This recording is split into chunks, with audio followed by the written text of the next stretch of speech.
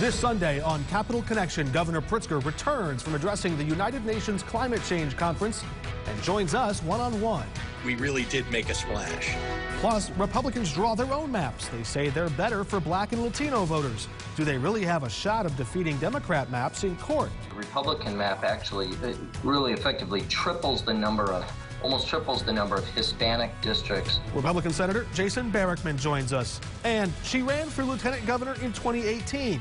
Former House Democrat Leticia Wallace wants to run for Congress in a crowded Democratic primary. Who will replace Sherry Bustos as she steps away from Capitol Hill? I would have voted for the infrastructure plan that just recently passed. I support the Build Back Better plan. It's all coming up on Capital Connection. From the Illinois State Capitol Rotunda, Capitol Bureau Chief Mark Maxwell is asking the tough questions. This is Capital Connection. Welcome to Capital Connection. I'm Mark Maxwell reporting from the Illinois State House on this Sunday, November 14. Governor Pritzker just returned to Illinois from a trip overseas where he addressed the United Nations Climate Change Conference and promoted Illinois' new clean energy law and tax breaks for electric vehicle makers, trying to lure investors to the land of Lincoln. While he was there, he also shared that world stage with a former Democratic candidate for president, Governor Jay Inslee, who ran for president against Joe Biden in a crowded primary field in 2020. Pritzker and Inslee ribbing each other back and forth over which of their two Democratic states was really leading the country when it comes to climate change. The U.S. has to lead.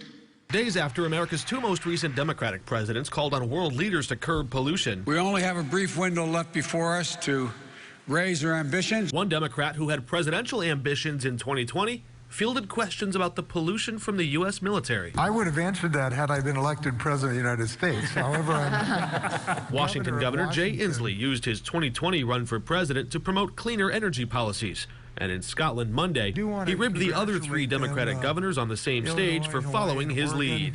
They have tied for second place in the best climate change program in the United States. Illinois' governor reminded him this state sends presidents to the White House. I'm J.B. Pritzker, and I come from the greatest state in the United States. We produced Barack Obama. Pritzker praised Illinois Republicans who supported his climate change agenda, cutting carbon emissions from our power grid over the next 24 years and handing tax breaks to electric vehicle makers. We're open for business in the state of Illinois for climate friendliness, striving to become the best state in the nation to drive an electric vehicle. But before Pritzker can entertain any lofty goals of shaping the Democratic Party's platform in 2024, he'll have to face one of the Republicans running to challenge him in 2022. State Senator Darren Bailey slamming Pritzker on Twitter for being out of touch with the rising costs that hit consumers, and Jesse Sullivan hitting him for drinking in Europe during a violent weekend of crime in Chicago. Meanwhile, Pritzker prodding the GOP to take on the fossil fuel industry. I'd like to see the National Republican Party take a position in favor of fighting climate change, but I don't think that's going to happen anytime real soon. And Governor J.B. Pritzker joins us now, fresh off of his return from that trip to the United Nations Climate Change Conference, maybe a little bit jet-lagged. Governor Pritzker, good to have you with us. Great to be here. Were you able to secure any big investments or commitments from companies who want to grow jobs in Illinois? We just passed that new tax break deal for electric vehicle makers. What were the prospects like as you were abroad? Well, I'm the first governor to go to the UK on behalf of the state of Illinois since Governor Thompson many years ago. So one of the purposes of the trip was to make sure that we were planting our flag again in Europe and particularly in the UK and with many companies that I met with. But remember that the original purpose for my trip and certainly the most significant part of it was the fact that Illinois was invited to join the UN Climate Conference for the first time. And I was representing the largest state that was at that conference, and we really did make a splash. It was interesting because there was a reporter who asked you during one of your breakout panels about bipartisanship on this issue of climate science, climate change, and fossil fuel pollution. You gave credit to several Republicans here in Illinois who helped pass your agenda, helped pass those tax breaks for electric vehicle makers and the carbon pollution, methane reductions that were in the climate change bill. But while you were doing that, while you were giving some of the Republicans here credit, the Republicans here who want your job were taking pot shots over a picture of you toasting at a pub in London. I wonder how you saw that contrast. Well, first of all, remember that we passed one of the most significant laws fighting climate change in the nation. And we did so with about a dozen Republicans voting along with almost every Democrat. And we were very pleased. We're headed in the right direction. We also passed that electric vehicle incentives bill with near unanimous support. So very pleased about bringing people together to move us in the right direction. Look, the people who are running on the Republican side, and it's a mess over there, those running for governor, they're going to criticize everything and anything they can find to criticize. The fact is that what I did was present the government of the state of Illinois to many companies and to many leaders from around the world. And yes, of course, we went out to dinner afterward or had a drink together. And the fact that we were toasting was the fact that Illinois is getting the recognition that it deserves on the world stage. Senator Darren Bailey was one who said this is a governor and a cohort that is out of touch with the working class. In fact, while you were gone, you may have seen he joined the picket line at the United Auto Workers strike at the John Deere plant. I wonder, is that something you'd be willing to do? Would you go join the picket line? I have a number of times joined picket lines. I stand for working families in this state. Darren Bailey's voted against the interests of working families and of labor unions for his entire career. There were also the Republican Party. I just want to kind of go through a lot of these things. They're picking things apart. Of course, you're allowed in Illinois under the mask mandate to sit inside a restaurant and have it off. You have to be fully vaccinated to even enter that country. But still, they were kind of pointing to the fact that, look, these people aren't wearing a mask when others have to. That's the political side of all that. I don't want to ask you about that, but I do want to ask you about the science side of it.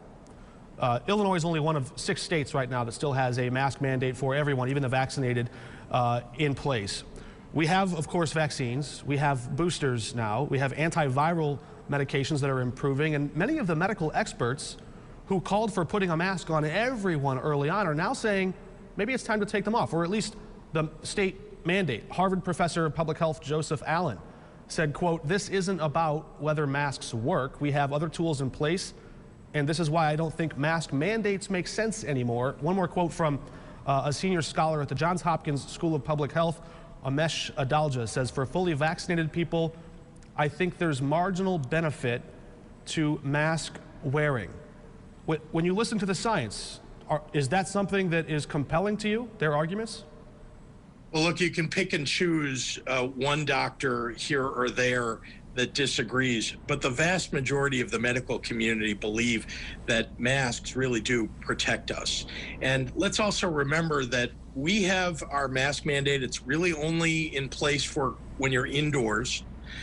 When you're outdoors, you make the choice yourself. But look what that's done for us. We're in the top 20% of states in terms of keeping people healthy now.